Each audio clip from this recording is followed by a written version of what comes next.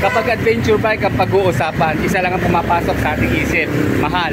Pero ibahin natin si Motorstar.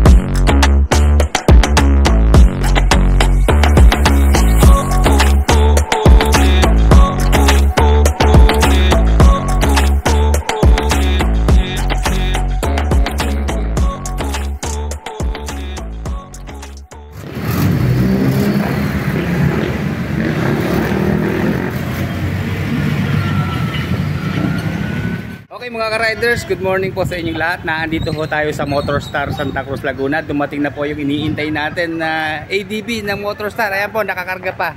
At ngayon po ay November 28, 2024. Kaya yan, sa mga naghahanap po, available na po dito sa Santa Cruz, Laguna.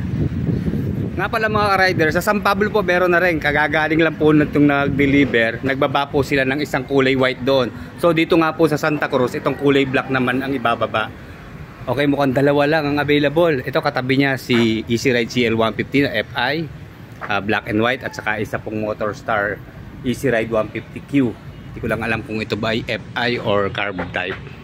Anyway, dito tayo sa gwapong 175 ng Motorstar. Di ba? Sino magsasabi na ito ay Motorstar, di ba? Kitang-kita naman sa forma niya. Iba pala siya sa personal, di ba? Napaka-aggressive po ng itsura niya, lalo dito sa front, oh. Para siyang alien. Ang ganda ng dating. Okay, hintayin natin ibaba ha. At na-excite na tayo ma-review ito. Okay mga ka-riders, nandito po si Sir Romeo Tobias. Siya po yung transporter ng mga motorsiklo dito sa Laguna. Sir, tatanong ko lang, shoutout sa inyo sir. Maraming salamat sir ha. Sir, tanong ko lang, ilang unit po bang na i-distribute nyo na sa Laguna? Bali, nag-deliver na ako ng motor sa Laguna, bali 6 na. 6, okay. Dalawa sa San Pablo, isa sa Santa Cruz, tsaka dalawa sa Binyan, isa sa Santa Rosa. Okay sir, isa sa Santa Rosa. Anong kulay po yung naandun? Bali, gray siya. Gray. Tapos sa Binyan sir, anong kulay? Isang black, isang white. Black and white sa Binyan. And then sa San Pablo naman po? Black tsaka white. Okay. Tapos dito sa Santa Cruz, isang black. Okay, sige, salamat sir ha. Siyan, ibababa na po itong ADB ng Motorstar. Didiskarga na, tama-tama. So nakakalas pa po, nakaalis pa yung kanyang mga accessories, ayan, yung kanyang side mirror. Ay, side mirror, ito kanyang windshield. Okay, ayan, ibababa na po. Ito yung windshield. Okay nga pala, ito po si Manager J. Jun. Sir, good morning po dito sa Motorstar Santa Cruz, Laguna. Sir, baka may shoutout kayo, sir. Wala. Nahiya na si sir. Mga chicks. Okay. Ayan, kaya pag may kailangan po kayo sa Motorstar Santa Cruz, ito po si Manager, yan yung mga hanapin nyo dito. Saan pa biyahin natin sir, pagkatapos? San Pablo na. Babalik na tayo San Pablo, okay. Nga pala, muntik pa nating makalimutan. Shoutout ko po si Sir Eric Isleta. Siya po yung area manager dito sa Laguna ng Motorstar. Siya po nagbigay ng info sa atin na meron ng bagong dating na Motorstar. Salamat po sir. Kaya yan mga ka-riders, sa mga nagpaplano po na kumuha ng motorsiklo ngayong magpapasko, maisasama nyo po sa pagpipilian itong si Motorstar ADB 175. Sigurado, budget meal lang po ito. Kaya ba sir ng dalawa? Kaya. Kaya. Sabagay, yan naman ay nakita ko yung timbang niya sir, nasa 130 kilos. Ito? Mabigat din yan sir. At ano na yan ADB na kita nyo mga riders sa shock pa lang, sulit na Very responsive siya tapos yung kanyang digital panel, naka-tablet na.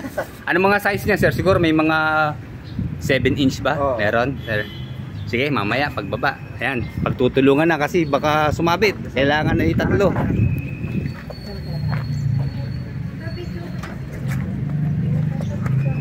Ay, alalay. Ay, di naman siya sumayad mga riders.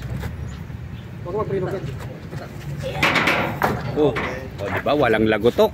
Kahit medyo bumagsak siya, talagang bouncy.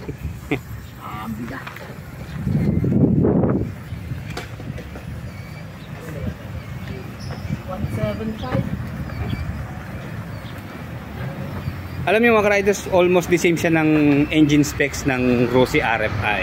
Kasi naka 2 valve din po ito, 175cc, then air cooled ang kanyang cooling system, pero fuel injection naman sa kanyang fuel supply system.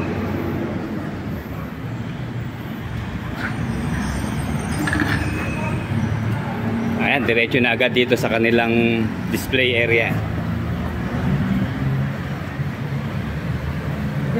Ayan, sige sir, sa gitna lang. Okay mga ka-riders, work around review lang ang magagawa natin. Wala pa po tayong magagawang activation. So ibubukod po natin ang review sa activation nitong Motorstar 175 na ADB. Sir Manager, ilang kulay po available dito sa ADB 175? Meron tayong tatlong kulay. Tatlo. Black, gray, saka white. White, okay. Black lang ang available sa kayo dito sa atin, ano sir? Ayan, pinapagawa po ng gusto para pag-review natin talagang presentable, di ba? Okay, ipalalagay na po natin yung windshield para makita natin yung talagang forma niya. Then nakatanggal din po yung kanyang mga matting Okay, ayan, rubberized po siya. Wala po siyang metal na kasama. Kaya ayan, bang-abangan lang po natin. Lalagay na natin. Then mga riders, ito po ang kasama ng ADB ng Motorstar. Ayan, marami po ko nakita dito mga sticker. Di ba yung kanyang ESP. Then ilang mga information sa kanyang gulong. Then ayan yung kanyang bago na po ang emblem ng Motorstar. Ayan, di ba? Dati kulay red yung eagle. So dito orange na yung tuka ng eagle. Then ayan, meron siyang kasama pang ano ba bang kasama? Ayan, siyempre yung kanyang manual. So siguro check natin yung manual. Itong mga battery na to, mga battery po ng mga kasama niyang motor kanina, yung Easy Ride 150CL at saka Easy Ride 150Q. Okay, hanapin natin yung manual. Yung manual po ng ADB na 175. Ang proper na name po pala talaga niya ay Easy Ride 175 ADB ng Motorstar. Ayan. So ngayon ko lang nalaman na Easy Ride model din pala ito. Maganda, may manual. Mache-check natin yung eksakto niyang detalye about sa kanyang mga power and torque. Okay, ito po pala yung kanyang rubber matting. Pure rubber lang po siya mga ka-riders. Wala siyang metal na kasama. Bali 2 piraso siya. So 4 na pirasong matting magkabila. Ayan, mabilis naman siya ilagay. Magkano battery? Ito na mga ka-riders, dito sa Motorstar Santa Cruz, naandito na po si Motorstar Easy Ride ADB 175 FI version. Kapag tititigan po natin siya, ang unang papasok sa isip natin kung saan ba ito itinulad o in-inspired, di ba? Kung saan ginaya. Pero sa totoo lang mga ka-riders, hanggang ngayon iniisip ko kung saan siya inspired. Wala po Mukhang original design na po ito ng Motorstar. Unang-una dito sa kanyang headlight, di ba? Mag-comment down below nga po kayo mga riders kung may naiisip kayo na kamukha niya na scooter. Baka ako lang naman ang hindi nakakaalam ng kamukha niya. No? Okay, sa kanyang lighting system, panalo rin po. Naka full LED na po siya, na gumamit po ng projector lamp na split type dito sa kanyang headlight. Bali meron po siyang 4 na mga projector lamp. Malaman natin sa activation niya kung alin ba dito ang high beam at low beam. And then yung DRL niya, although maliit lang, pero nasa gitna naman, sigurado kitang kita. Ito, itong kulay white na parang letter B shape. And then sa decals, panalo rin naman pagdating sa kulay na ginamit. Ang lakas maka-attract, yung kulay red at saka yung reflectorized na kulay gray. Yan po ay nasinaga ng liwanag, magre-reflect po yan. So sa gabi, kitang-kita po yan. And then yung kanya pong displacement na 175, ito po sa harap na meron dito maliit na tatak na sport. Of course, FI na po ang kanyang fuel supply system. And then dito po sa kanyang left side, nandito po yung kanyang brand na MotorStar. And then sa side profile, okay, 175. Then dito yung kanya namang model name na Easy Ride 175, ayan, ADB. And then meron dito siyang dalawang lining ng combined ng red at gray na reflectorized na decals. Para sa akin mga riders, the best na po itong kulay black, itong glossy black. Dahil ito lang po ang available dito. So wala tayong choice kundi ito piliin. Pero hindi, real talk tayo. Alam naman natin, lalo sa ating mga kalalakihan, mahilig tayo sa kulay black, di ba? And then sa pairings niya, hindi na rin po basta-basta. Kaya di ba? Maganda yung quality ng kanyang pairings. Combine pa siya ng carbon fiber finish dito sa ilalim. And then ayan, wala ka na ibang kulay na makikita kundi black. Kaya napaka-formal po talaga niya. Okay, ito mamaya susukatin natin na itong kanyang footboard kasi may extension siya. So kapag cruising position ng riding, makakapag-extend tayo ng ating binte pag nakangawit na. Okay, yung foot peg niya kakaiba rin naman. So yan, di natin alam kung paano ba ito iangat. Hindi po siya pinupush kagaya ng iba, hihilahin nyo lang siya. Okay na, ayan. Then aluminum po yung kanyang material. Then dito naman po sa baba, mapapagkamalan mo po siyang liquid cool dahil po sa design ng kanyang fan cover, pero yan po ay air cooled pa rin po sa kanyang cooling system. And then dito sa kanyang muffler, panalo tayo, di ba? Maganda ang quality ng ginamit. Then naka-stainless na mga Allen bolt. Okay, dito po yung kanyang heat guard ay metal na rin na stainless. Then combine pa po ng isang plastic pa na heat guard para doble na siya, di ba? And then itong tip naman po, plastic naman yung ginamit na heat guard. At pagdating sa rear suspension, para ka na rin naka-aftermarket, meron na rin siyang sub tank na dual shock absorber na. Then coil spring na kulay black.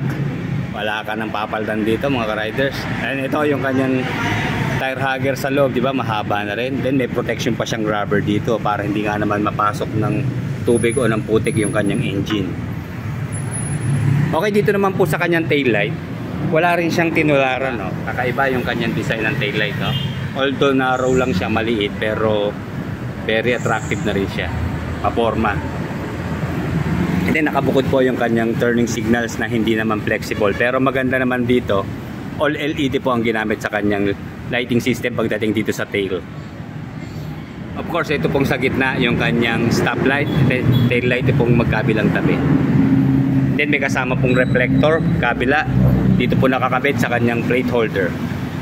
Then ang ganda rin po ng kanyang rear fender, di ba?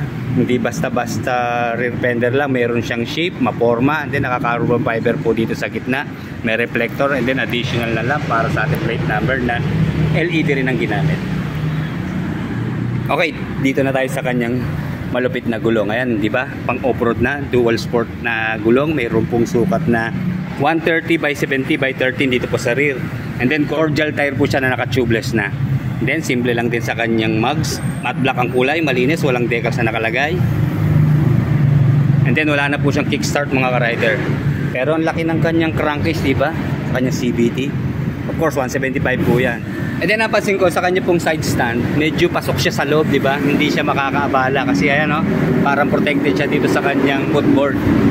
Then ayan po ang kanyang center stand. Ayan, malaking center stand, di ba? Malapad at may katabaan din yung kanyang bakal. Kaya stable po yan pagpapark.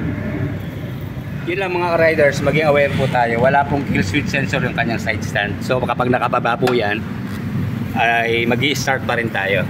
So ingat-ingat na lang, lalo't meron ganito siyang bakal. Pwedeng masabitan po yan kapag nakababa. Kaya lagi natin itataas pag tayo po ay tatakbo na. And then dito naman po tayo sa kanyang front tire. May sukat po na 110 by 80 by 14. And then dito naman sa braking system, panalo na rin po tayo dahil naka-disc na po pareho sa kanyang front at rear. Dito po sa front, meron siyang wavy shape na rotor disc na may kasama po siyang speed sensor. Hindi po ito ABS mga riders, ha. And then naka dual piston caliper po. And then sa kanya pong telescopic fork, sana nilagyan na ng rubber boot, di ba? Pero napansin ko medyo mataba yung kanyang fork, no? Hindi katulad doon sa ibang mga brand, medyo napapayatan ako. So dito, medyo mataba naman, okay na rin kahit ordinary telescopic fork siya, sulit na rin po. And then walang problema rin dito sa kanyang ilalim at fully covered po siya ng kanyang fairings. Then sa front fender po niya, average lang po ang size, may kasamang dalawang reflector magkabila. Okay lang kahit hindi mahaba yung kanyang front fender, wala namang problema dahil masasangga na yung talsik po dito sa ilalim.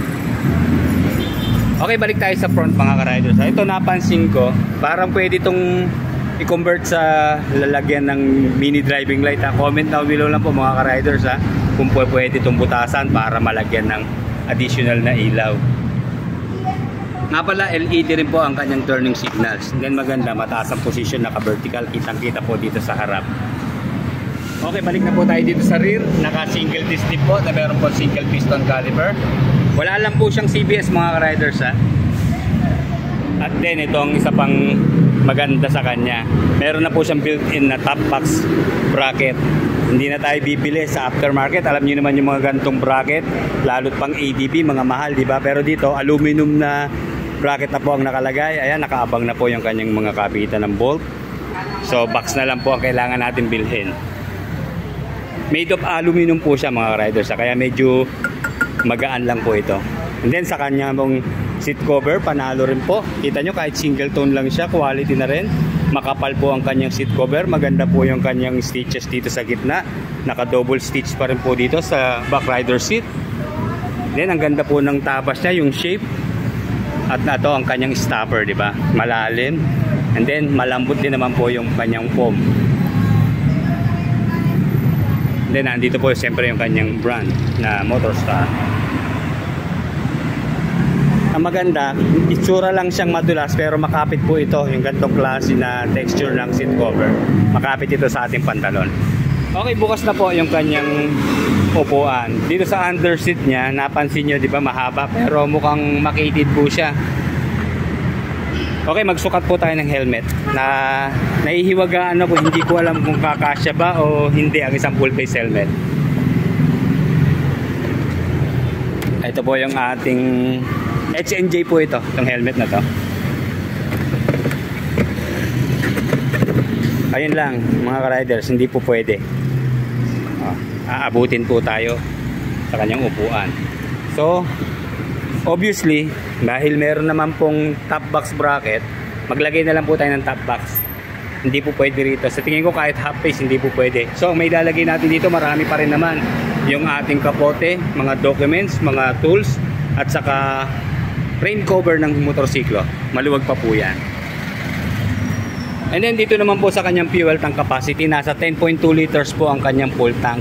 And then meron lamang po siyang fuel consumption na 30 to 35 kilometers per 1 liter. So obviously po naman medyo malakas siya kasi nga po ay 175cc na nga po siya. Kaya expect na natin nyo, huwag tayong maghangad ng masyadong tipid sa gasolina dahil malaking motorsiklo na po ito. And then ayan, naka manual key pa rin po ang ginagamit sa kanyang ignition system. Nandito po yung switch ng kanyang seat at saka ng fuel. So, ito naman yung susi. Kunin natin, tatry natin. Okay, papakita po sa atin ni Sir J. Jun ang pagbubukas po ng fuel tank. Ayan. Switch lang po siya sa taas. Ayan, saan ba tatapat sir? Sa seat and fuel, ano? Apo. Nasa yun. Isa pa nga sir. Pakiyan na nga po. Ayan, tatapat lang sa seat and fuel and then push na yung button ng fuel. Ayan, mabilis naman siya bumukas. Kaya no problem. Okay, ayun nga po, meron siyang 10.2 liters na fuel tank capacity. And ito, bukas na siya sir. Ayan, okay na. Okay, sige, thank you sir. Okay, dito po sa kanyang front, meron lang siyang single pocket, nasa left side lang po. Then dito po sa single pocket niya, nandito na po yung kanyang USB ready na charging port. Yan ang maganda po sa kanya, meron siyang kasamang type C. Ayan, saka USB, di ba? Kaya maganda pag di-charging, pwedeng sabay, dalawa. And then, umulan na po mga ka-riders. Ako, napasa yung ating RFI. Nga pala mga ka-riders, na-adjustable na po yung kanyang windscreen. So dito, hindi siya fully na transparent na clear visor. Medyo may pagka-tinted po siya na dark. Pero okay lang din naman dahil maganda to sa masyadong malakas na liwanag. Kitang-kita natin na templado yung kulay niya. And then panalo na rin po pagdating dito sa kanyang instrument panel para tayo may tablet dito na mga 7 inches po ang size. Ayan, fully digital na po yan. Yun lang mga ka-riders ha. Mukhang hindi ho natin ma-install ng battery ngayon. Siguro ibubukod natin yung pag-activate. Okay, dito sa kanyang astig na handlebar, ayan, naka-aluminum po na naked handlebar. And then sa kanya pong handle post, ang lakas ng ulan. Dito po sa kanyang naked handle post, panalo rin, aluminum. And then hindi siya mahaba, yung manibela niya tamang-tama lang, di ba? Kasama na po yung bar end niya, oh. Okay, dito po sa mga switches and button, dito sa left side, nandito po yung kanyang high beam, low beam sign sa ibabaw.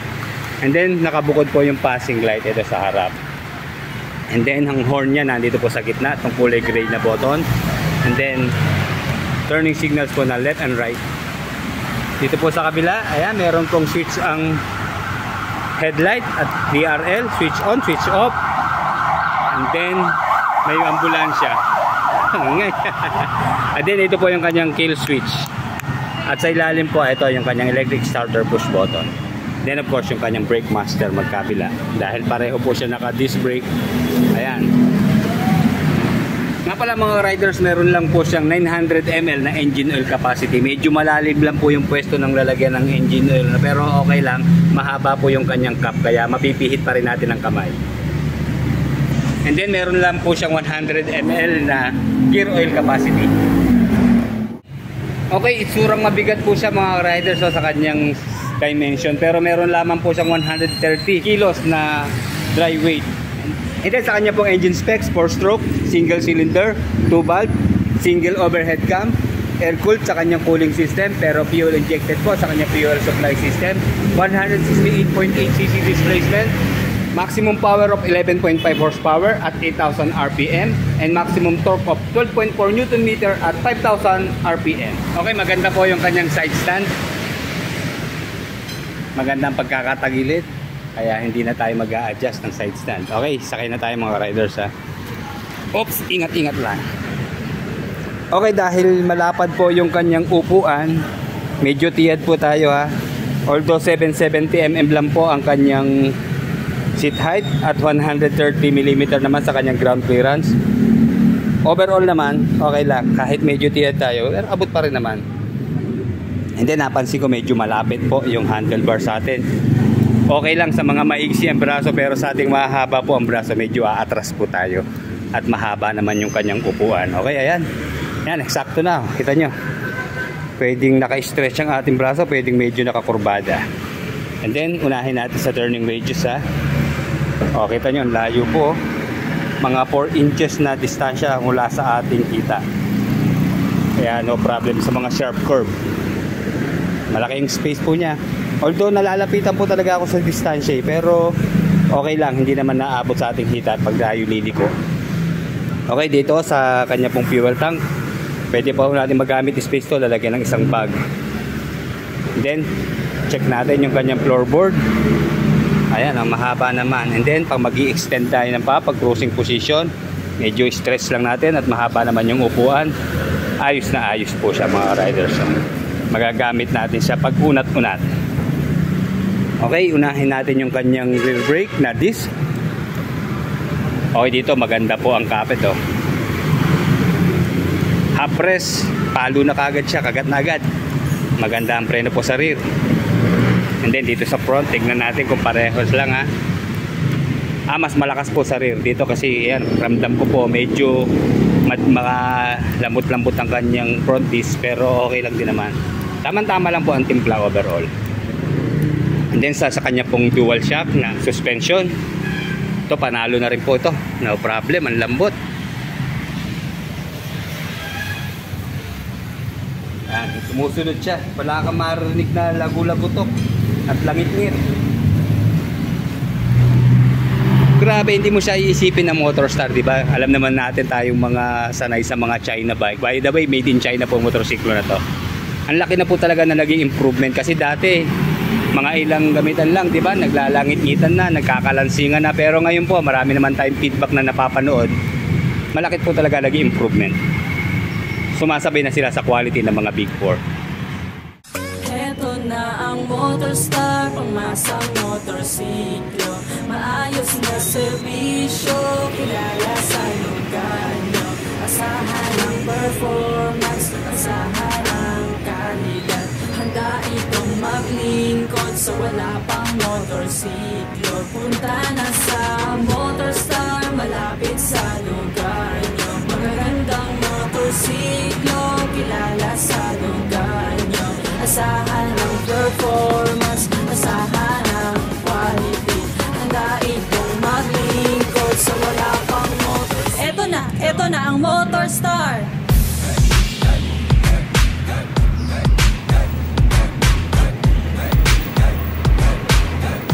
Eto na ang Motorstar, pangmasang motorsiklo. Maayos na serbisyo, kilala sa lugar nyo. Asahan ang performance, asahan ang kalidad. Handa itong maglingkod sa wala pang motorsiklo. Punta na sa Motorstar, malapit sa lugar nyo. Magagandang motorsiklo, kilala sa lugar nyo. Asahan ang performance, asahan ang quality. Handa itong maglingkod sa wala pang motorsiklo. Eto na ang Motorstar. Halika na subukan ng Motorstar. Okay mga ka-riders, para po sa presyo ng ATV 175 ng Motorstar, ang kanya pong suggested retail price ay nasa 87,000 pesos po sa cash. Kaya wala akong nabago sa kanyang presyo. Kung ano po yung nakalagay sa Google, yung pa rin po ang presyo niya. Hindi ko dinagdagan or hindi binawasan. Kung may 87,000 po kayo, magkakaroon na po kayo na 175 ATV ng Motorstar. Okay, sa installment naman po, dito po sa kanilang installment, malaki ang down payment po niyan. Umaabot po ng 27,900 or almost 28,000. Kasi zero interest po itong motorsiklo na to. At maiksing term lang po. 3 term lang po siya available sa 6 months, 12 months, saka 18 months. Okay, sa 6 months po, ang monthly installment niya ay 10,550. And then sa 12 months naman po, 5,475. At sa 18 months naman po, or isang taon kalahati, 3,783 monthly. Then may rebate po silang 400 pesos. So malaki po masisave natin dito sa gwapong Motorstar na AC Ride. And then abangan nyo po mga riders, gagawa po natin ng part 2 itong vlog na ginawa natin dito sa ATV ng Motorstar. Susunod po natin yung activation. Kaya sa mga interesado po, available na po ngayon November 28, 2024 dito po sa Motorstar Santa Cruz, Laguna. At kung may kartanungan pa po kayo sa kanila, message nyo po lang sila sa kanilang Facebook account na Motorstar Santa Cruz. Okay, like, comment, and subscribe sa ating channel. Sana nagustuhan nyo po. Maraming salamat sa walang sawang pagsubaybay. Nga pala mga ka-riders, ito po yung itsura ng kanyang manual key. Ayan, diba? May tatak po ng Motorstar sa gitna. Sana nilagyan ng remote, diba? Abuso na.